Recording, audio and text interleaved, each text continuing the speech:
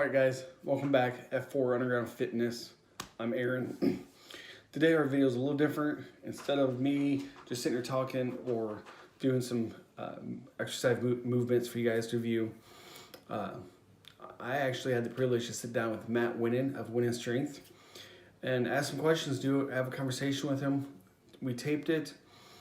Guys, first, I want to thank Matt for doing this. He did not have to do this. He wasn't paid for it or anything.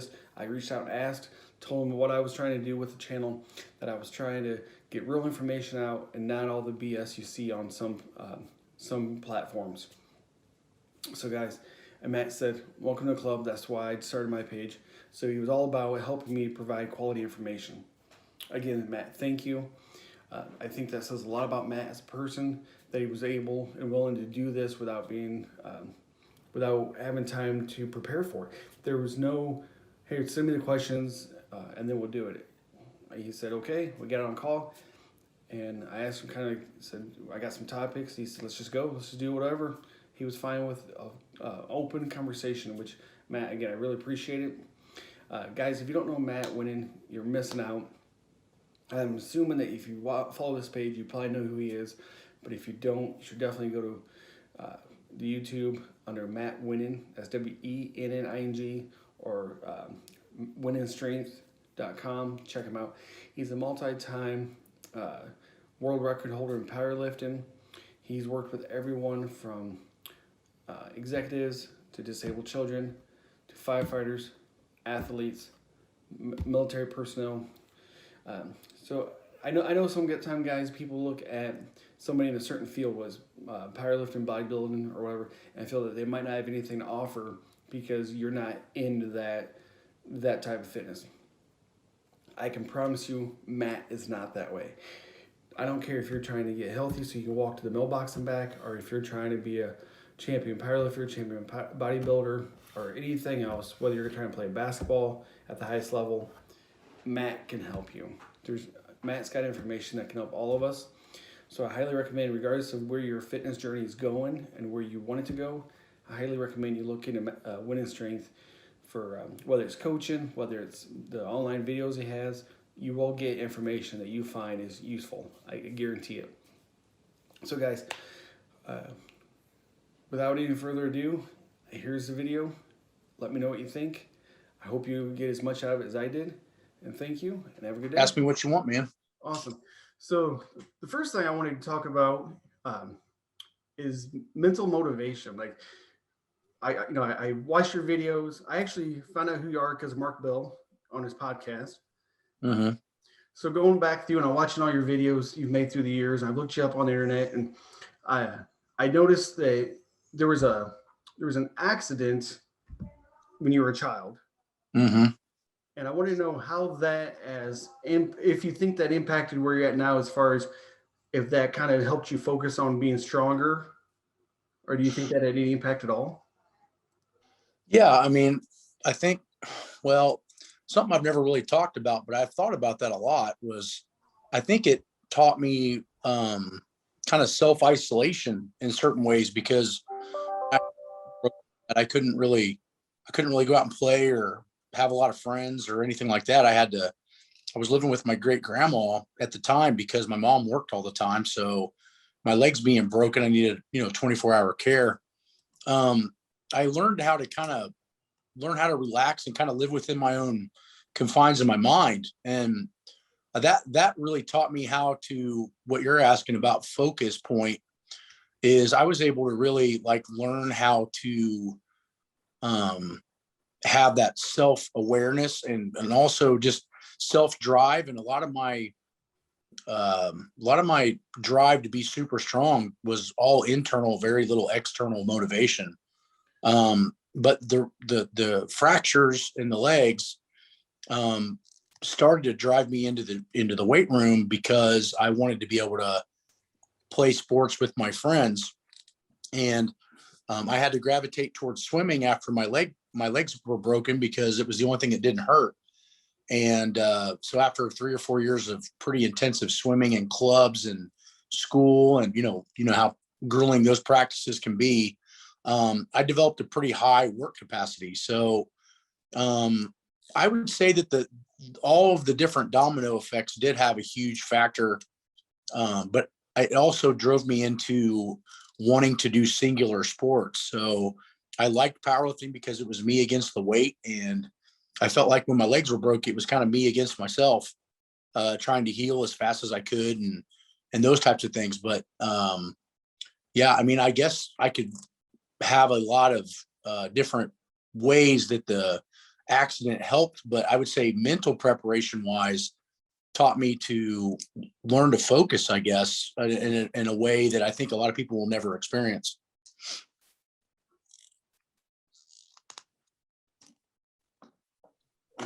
That's amazing. It's great that you took something that could have been that obviously it was tragic and it was unfortunate, but that you made it a positive at the end of the day, which is great. Yeah. One thing, and I'm kind of new to fitness as far as I've been working out for years, but I've really started taking it serious in the last year or so. Mm-hmm. One thing I always talk to people about is motivation versus inspiration. I find that it's easy to, because everybody's like, what's your motivation? And how do I get motivated? Well, I kind of think like that, that's probably kind of inspired you because I feel that you can motivate somebody with money. You can say, I'll give you $50 to shovel some snow, they'll go do it. But you can't, it's hard to inspire somebody to actually want to go out and do something, especially something as far as fitness. And I think a lot of people consider fitness as weight loss, but it doesn't have to be. It can be getting bigger, getting stronger, making world records like you did. Um, Yeah. how do you deal with your clients? Because you have clients from disabled children all the way up to military. How do you work with trying to inspire them to keep them going towards their goals? It's difficult. I mean, I've lost dozens of clients in the past, 15, 20 years of being in the profession. And you can't inspire and motivate everyone. Some people are just who they are because of lack of motivation and inspiration and all different types of faucets. But a lot of it's, I always thought that I didn't want anybody else to do what I wasn't willing to do myself. And I think that if every particular profession had that thought process, no matter what it would be, we'd probably all be in a better place. I mean, I get disgusted every time I go to a normal box gym if I'm out of town or whatever, and I look around at the people that are training the other people on how to get better. And not that necessarily they're doing the wrong thing, but they're not living the lifestyle. And for me, it started to be wanting to be a strength coach that I knew that I had to come in. And for me personally, I felt like I needed to be as strong or stronger than the people that were looking to me for advice, or why the hell was I in that position in the first place? And if I didn't want to put the work in, how the hell was I going to get anybody else to do it? But I do find that's a double-edged sword, because then once you do have that kind of work ethic, it's harder for you to relate to people's bullshit and excuses too. Yeah, I definitely see that. And full disclosure, I'm not a personal trainer or anything. I'm literally Yeah. just somebody that loves fitness. A little bit about me is I was 353 pounds. I actually had lap band surgery years ago, got down to 240, and then decided I could eat whatever I wanted, got back up to 300 again. Yeah. I've heard that before. You forget that the lap band is just a tool, right? You start Right. thinking, "Oh, this is great." I'm now back down to as of this morning, 228. So I'm really trying to get back down. I don't have a weight goal. I have a look and a lifestyle I want to have. More of a, I want to look nice, but I do want to have mobility. I want to have overall physical fitness. And if I weigh 170 or I weigh 280 to get there, it doesn't matter to me. Sure. And I see a lot of people that are like that, right? Like they have the motivation to go for a few days, but they don't have the mental side of it to stay. And I do think that everything we do, whether it's again losing weight, gaining weight, getting stronger, it's all mostly a mental game, right? Anybody can go out and do a bicep curl, might not do it correctly or with the right intensity or anything, but that's where the mental side of it comes in, to know that you need to ask advice, ask questions, learn how to do things. Um, Sure. how has your motivation changed from when you first started to now, or has it changed at all? I've done it so long. I mean, I was thinking about that this year marks 30 years of working out, for me. I started lifting in 1991, and I haven't really stopped ever since. And I think that the reason that I've never had that issue, or my philosophy hasn't changed so much, is because I started at such a young age that I molded my entire lifestyle and mindset around working out. I think people that you find that are wishy-washy about it, they start late. But when you develop at a certain age, and the part of development and everything positive that's come along in your life has come from the working out and the training, it's something that you just can't let go of, and it's something that can't ever be prioritized over. Like for me, it's hard for me to even take vacations and relax because I feel like I'm cheating myself out of workouts or those types of things. And I can't take time off. Like usually I'll take, I haven't recently since I just built my new house, but I usually would take a month off of training and take a motorcycle ride across the country somewhere just to kind of get away and disconnect from society, and kind of, it's almost like my mental hibernation point where I can kind of reset and do those types of things. But I haven't done that since 2019. But the point is, when you start at a young age and everything you've developed around has been around the weight training and all the positive things in your career and your records and your friends and all that stuff, is it's just something that I don't have a choice. Like my body, I think that's the problem, is everybody thinks that they have a choice, and I put myself in really hard positions to be where I'm at by not giving myself a second plan B or a choice, or that's not an option. And I think that's the problem with a lot of people, is they create options and they create getaways and a way to get out of it, or a way to over prioritize things. And for me, it's how I stay healthy. It's how I stay fit. It's how I stay relevant. It's how I feel I have the right and the I guess the overseeing ability to tell other people to get better, because I'm not shortcutting myself in any way, shape, or form every day. So I don't know. I mean, I guess like I said, in that part, I guess I'm jaded in some respects, because that's just been my lifestyle for so long. I don't relate to other people that are like that. You know what I mean? I totally understand. We've been working out for a while, and like I said, I started getting into it seriously a little over a year ago, and then COVID came, gym shut down. Well, then I built a home gym after that, because mentally, even my wife will say I start getting a little grumpy, a little irritated if I don't go out and do something. Mm-hmm. So, working out has really been, I call it a lifestyle now, because I work out every day, even if it's just cardio, at least every day. If we go anywhere, first thing I'm doing is, okay, what kind of workout am I going to do? Am I there? Am I just going to go out and walk? Am I going to run, lift?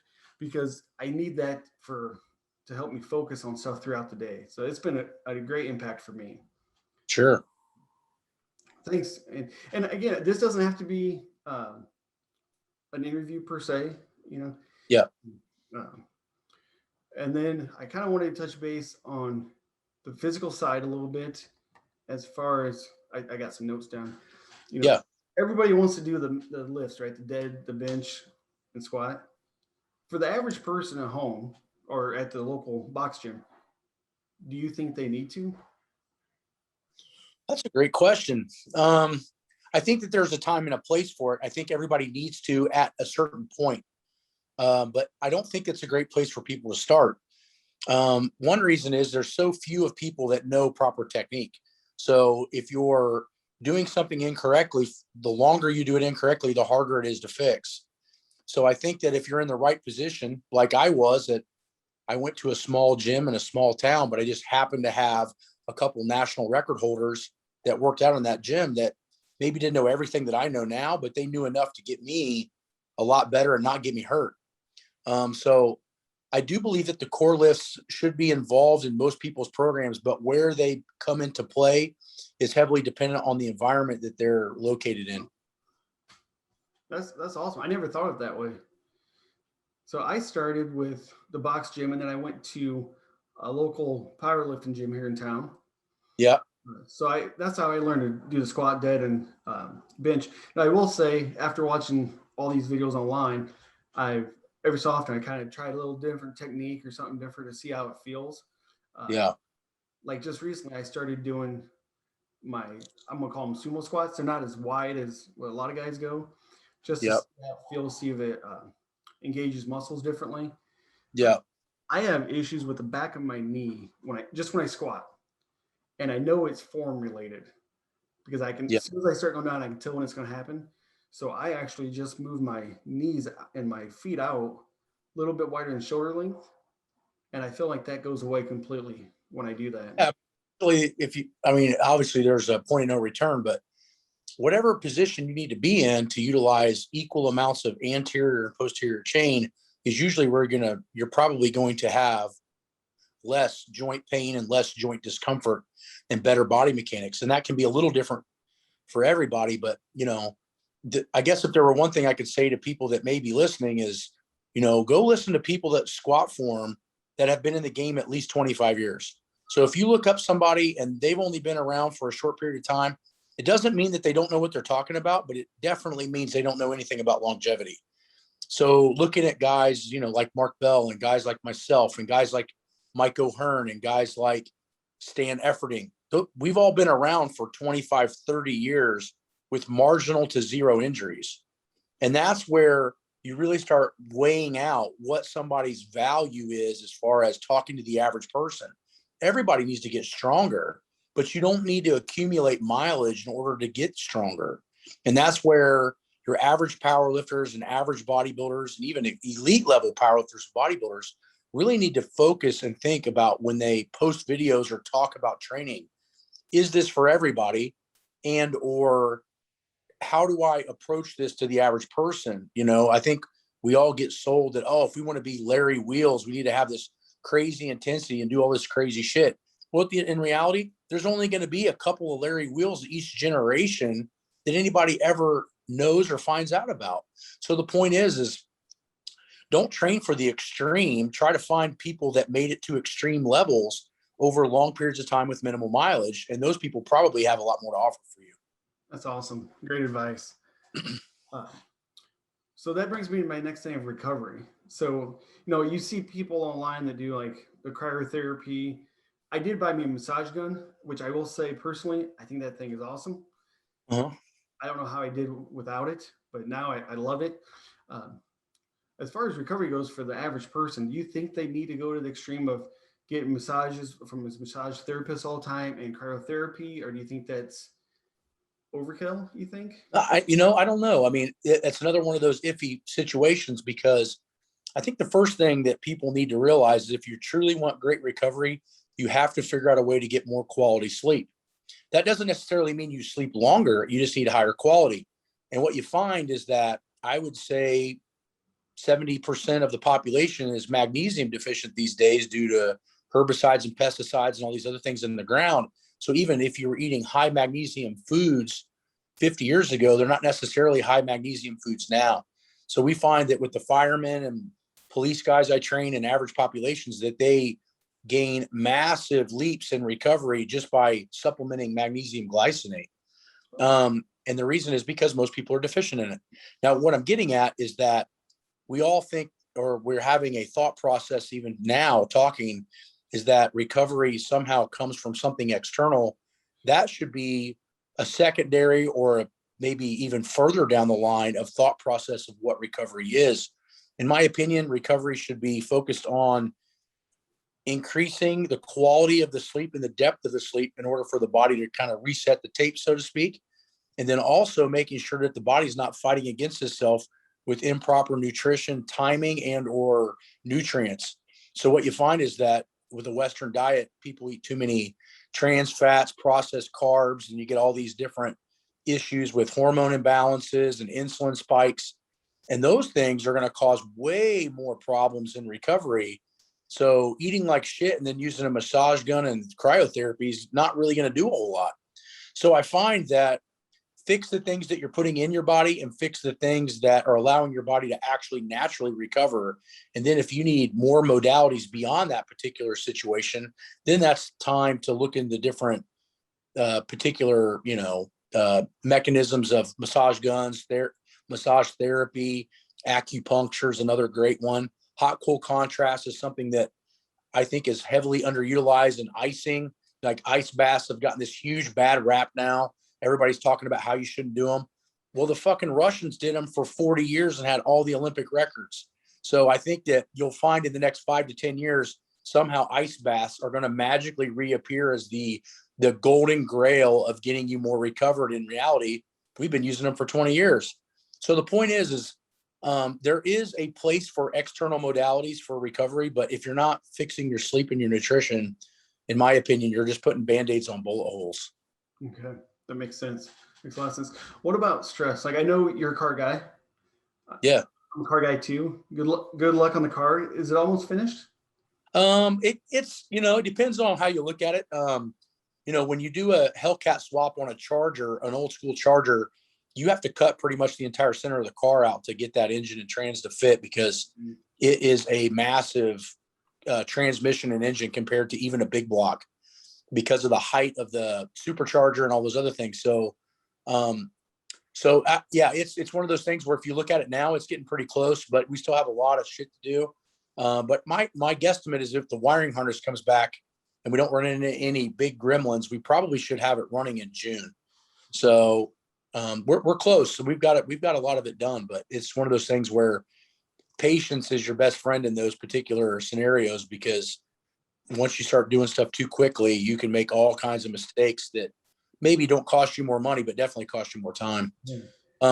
With stress factor stuff, what you're talking about is that's one of those things you have to be very careful in what type of positions you put yourself in. I was always very, very good because I really didn't I had a small group of core friends, and still do today, that don't like to drink, don't like to party, don't like to do stupid shit. I've never really had I've never been married. I don't have kids. So those types of things, those things can be stress relievers, but most times stress builders. I haven't really ever had that, just based on the fact that I've always been trying to build a business and do all the training and things like that. But my point is that the stress level that you deal with is ones that you put yourself in. But like I said, the training, even as a young age, started to determine what I was going to do with my life and how I was going to spend my time. So, but I definitely noticed a huge difference if I've had a very hard day, or I've had to get a lot of projects done, or do things like that, and then still have to train the same hardness. But what's funny is that sometimes when workouts feel really hard is when I do my best, because I get agitated with myself, and I have this switch internally that when my aggression factor goes up when I train, my strength level goes up tremendously. So I'll give you an example. I actually played around with this one time with the bench press. I saw how much I could bench press without getting any neurological activation, not getting pumped up, staying completely relaxed, literally listening to like TLC while I'm working out. And my bench press was like 540. Get pissed off, put in some heavy music, get ramped up, do everything proper, and internally put my life on the line, you bench 600. Really? So we're talking a 10-15% difference. But here's the problem. If you train at that 10 or 15% heightened increase, training becomes stressful. So you have to learn how to be strong without putting the undue aggression into the training, or what ends up happening is that you burn out and you can't sustain that. But the problem is, if you look online, which I'm sure you have, people sell the aggressive training and say, this is how you're going to get better. What they're selling you is a 10-week program that's going to crash you for the rest of the year. It's not selling consistency or duration. And that's really where it becomes a thinking man's game on getting insanely strong. I would say that most people never reach their genetic potential in training because of the fact that they're not patient enough to see it, and they don't have a long-term plan. For most of us, we're going to start off as average strength, and it's going to take many, many, many years to be elite. So with that being said, if your training is only allotting you, a couple of years of training before you get elbow and shoulder and knee tendonitis, then you're probably not going to ever see what you want to see, because you're going to have to back off. So I find that unsmart training can get gains fast, but it will force you to take downtime, whereas smart training allows you to train all year round. Do you feel that there's a lot of, nowadays with the internet, that there's a lot more people doing, I'm going to call the dumb training or unsafe, like the get abs in 8 days and Yeah. 22-inch arms in 20 Yeah. days. It's absolutely terrible now. I mean, honestly, I think it's one of the worst times in the world to be in the fitness industry based on the fact. Now, I think this is pre-COVID. I think COVID has actually helped clean a lot of this bullshit out Oh, really? because people that were in it for money only, or they had a gym because they were only trying to be financially successful, they weren't passionate about working out, they took a loss. And when they took a loss, they started scurrying, looking for other ways to do other things. I mean, I would venture to say, and haven't looked at it, but it appears that the fitness industry has almost dropped 15 to 20% in bullshit in the last 8 to 10 months, just based on the fact that it's gotten away a lot of the posers. Now, I'm not saying that all of them are gone, but I'm just saying that if you step back a little bit, I think the dumb training really peaked right before COVID. They were selling lots of intensity, lots of bullshit, look like me in 20 days kind of stuff. And I think the big thing that started to change was COVID started getting everybody financially strapped. And the people that were in it for the wrong reasons, some of them had to get out. That's a great view. I never thought of it that way. But now as I'm sitting here listening to you speak about it, I do see a lot of people that I know personally have got out of it. And I wonder, I'm not going to speak on their behalf and say their heart wasn't into it, but I'm sure the people that weren't really there invested in it emotionally, they probably did get, you know what, I'm losing money on this. I need to step out and find something else to do. Me and, I'm sure you've looked at John Rustin's stuff. Yep. He's very, very smart as well. Both John Rustin and I made more money in the COVID than we did the year before. Oh, that's awesome. So it's starting to show that the smarter guys are starting to rise to the cream of the top. You know what I mean? Now, not all of us, but I think a lot of us that are trying to do the right thing for a lot of people, you're starting to see we're getting a little bit more notoriety on pushing the longevity, pushing the smart training. So the other problem with the fitness industry is if you probably were to take some statistics, it's probably only really becoming, or really is, super, super hot for people between the ages, I'd say, of 18 to 27. And the reason that I'll say that is because that's when you have more free time. That's when you have a little bit more expendable income. You probably don't have kids in a family yet, probably not married, where you know how it is with your wife and your checkbook. Yeah. Those things don't start settling in, and job stressors and things of that nature don't start settling in. And then you see this reoccurrence, and people about our age, I'm guessing your age is mid, early 40s. That's where I'm at. Yep. That's when we start realizing if we don't put some investment into our health, we're going to pay for it later. And then you start seeing this reoccurrence of people wanting to be healthy at 40 and beyond. But that 27 to 39 range is full of shit. I mean, just like, you know what I mean? They will take the 6-week diet plans and they'll do the bullshit. And, but that's the majority of the fitness industry, is they're trying to attack that younger, dumber person that, is that's just how it is. So, yeah, I guess that's what I have to say about that. That's awesome. I do totally agree with everything you said. I think I did the same thing, right? Like you're younger, you're kind of into fitness a little bit for me. Obviously, I wasn't professional or anything. And then Yep. I really got out of it. And then as I started getting older, I'm like, okay, I got to do something. I want to just move. I want to be the guy that not only looks good, but I want to be the guy that can uh, go to the beach, walk down the street, do whatever, and not be like, oh man, I got to sit down because my legs or my back. Mm-hmm. That's one thing I'm trying to do with my information is, again, I don't have any certificates. I just Yeah. have real world experience. I've learned a lot from people like yourself online. So I want to bring information to I'm going to say the masses, but then allow other people to bring in what they know so we can get away from some of this dumb fitness and get the smart stuff out. I've learned so much from you, Mark, Michael Hearn, all those guys that Yeah. that it's amazing. And I'm glad the internet's there because, without the internet, I wouldn't have access to you or any of those. Sure. So, Yeah. I mean, the nice thing is that the smart people have access to other smart people trying to get better. But then the people that are easily swayed into bullshit have access to all the bullshitters. So it's kind of a 50-50.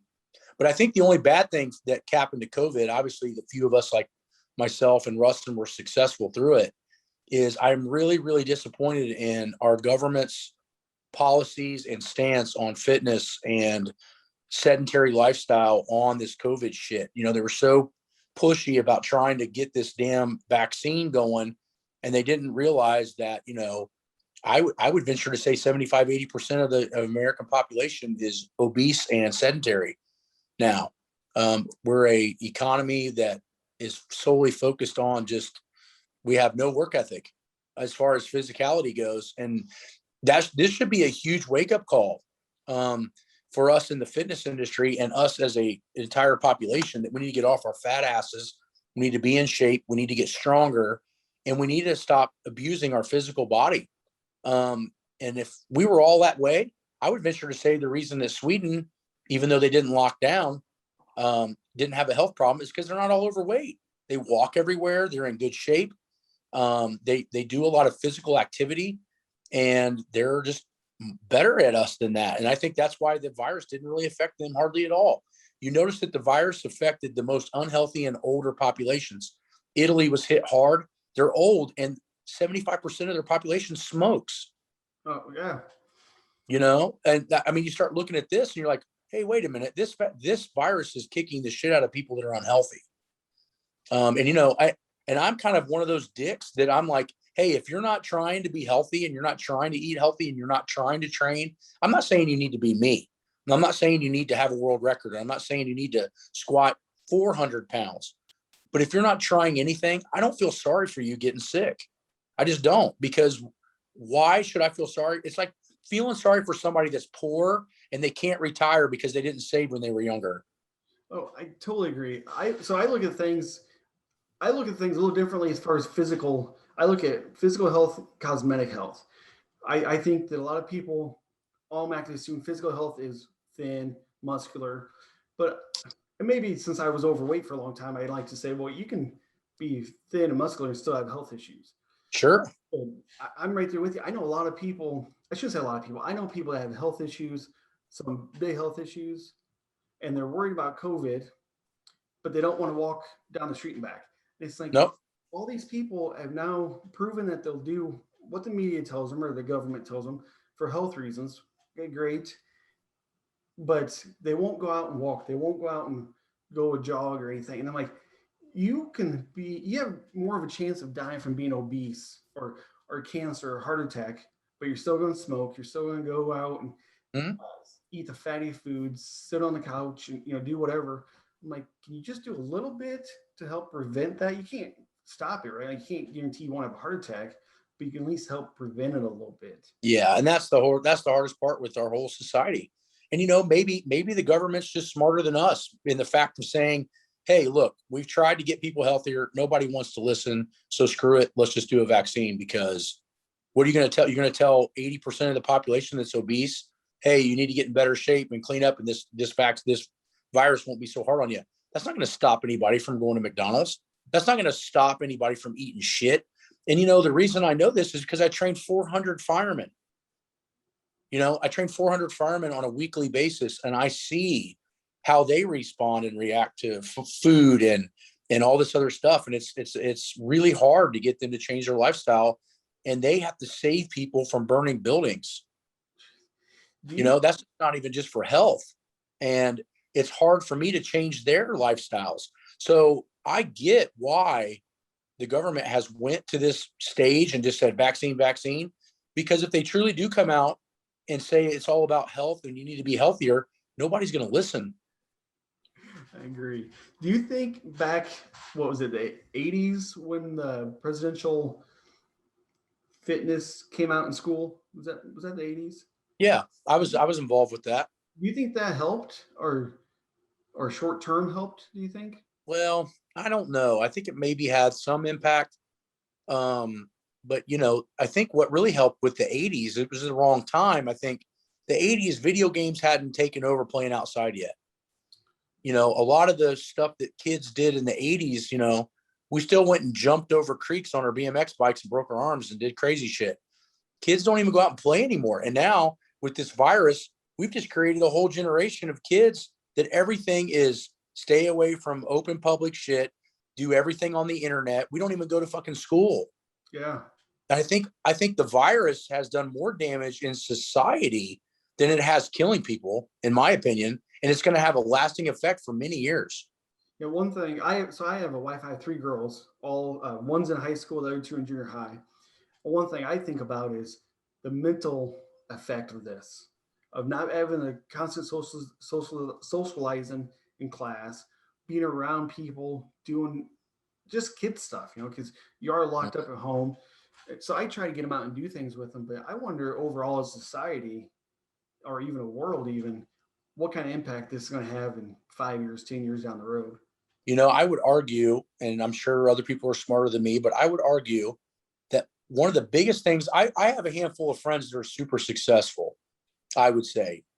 And I find that the one thing that separates super successful people from and this isn't always the case, but I would say the majority of the time, communication skills. And Yes. you just ruined an entire generation's communication skills. You can't, people don't, even old school guys that have a lot of money and do a lot of business, nobody does things. They might finish and patch things up via email, but if they don't like you and trust you and like your communication skills, you can bet your ass I wouldn't have any of these fire departments contracts, because when I go and talk with the fire chief, I level with them on their terms. I look them straight in the eye. I am confident with what I know, and I have the social skills in order to promote and sell what I do. And that's not going to be done on a computer screen. That's not going to be done with email and all this other shit and taking classes. And I think nobody looked at that, and it's kind of sucks. But the thing of it is, if they have an entire population with low social skills, they feel like they need the government for everything. It's the first huge step into socialization. They're going to try to turn it into a socialistic government. I mean, look at all these handout checks they're giving out, stimulus checks. That's not helping the economy one bit. And all the guys like me that are busting our asses and working, we had to pay more in taxes. Yeah. One thing, so where I work in a mortgage company. I'm the VP of IT at the mortgage company. So we do a lot through email, and I personally don't really care for it because you can say something, the next guy might read it that you're upset or this or that, and it causes all this drama. And I'm like, guys, can we just pick up the phone? Just pick up the phone. And I've been dealing with some issues with some vendors and customer service nowadays. God, it Yeah. is so bad. I'm like, can we just communicate? That's all I'm asking. Yeah. And that's exactly what it is. We're going to lose a whole central situation of communication skills. I feel bad. I would not want to be your daughter's age is growing up now. I wouldn't. No, it's rough. And like, so my oldest is a freshman, and she's actually working. My wife's partner of a hair salon, day spa. Okay. So she works there and so she's 15 and she's working. And she went from, I don't want to say being kind of shy, but she was a little bit shy. Well, she went there and she had no choice but to talk to customers when they come in. It's helped so much, just that human interaction and being forced to learn the professional way to communicate with people. Yeah, I know. And but think about it. She's one person out of probably thousands of kids now that is never going to get that Yeah. particular scenario, and they're never going to have those socialization skills, which is really what I find is a key ingredient to being successful as you get older. Oh, I totally agree. Because for me, I don't care what skills you have. Like, I do, but you can find anybody in my line that knows computers. Everybody knows them. I want to know, can you communicate? Can you think outside the box? What kind of soft skills do you have instead of hard skills? And that Mm-hmm. is, sometimes that's hard to find. Oh, it's brutal. It's going It's to get brutal. worse. Yeah, it's brutal. I mean, that's the thing is this, I think it's just, I just hope it doesn't change us for the worst. I feel that they just keep dragging this on and dragging this on. I think they should have done 12 weeks of trying to isolate All people. right, guys, as you can see, that concluded our conversation with Matt. It was a great time. Really enjoyed it. Once again, I want to thank Matt for coming on and doing that for us. A few things. First, I'd like to talk about the end of the conversation. It does look like it was cut short. Honestly, I didn't want to go over too much of his time commitment he had. He did give us a time frame. He was willing to go past it, to be honest with you. I was trying to be respectful of his time and not go over it. I do know I'm a busy person myself, so I do know when somebody says, till 7, you don't want to be the 7:10, 7:15 because you got plans to do other things. So I can promise you the conversation wasn't cut short. That's just where we chose to stop it, just because of the time constraints, not because of topics or anything. We could have talked all night about different things. And maybe down the road we'll do another video with Matt. That would be great. I'd love to. Do yourself a favor, follow Matt if you're not already. You know, a wealth of knowledge coming out of Matt. As you can see in the conversation, the stuff he does and the stuff that we talk about, it doesn't matter if you're a powerlifter, bodybuilder, 80-year-old man looking to have a longevity, better lifestyle, or if you're just starting out in fitness. It doesn't matter. Some of the stuff we talked about, it covers everybody regardless of experience or skill level, strength level. So guys, hope you liked the video. Like, subscribe to us, Matt Wenning. And guys, we'll see you next time.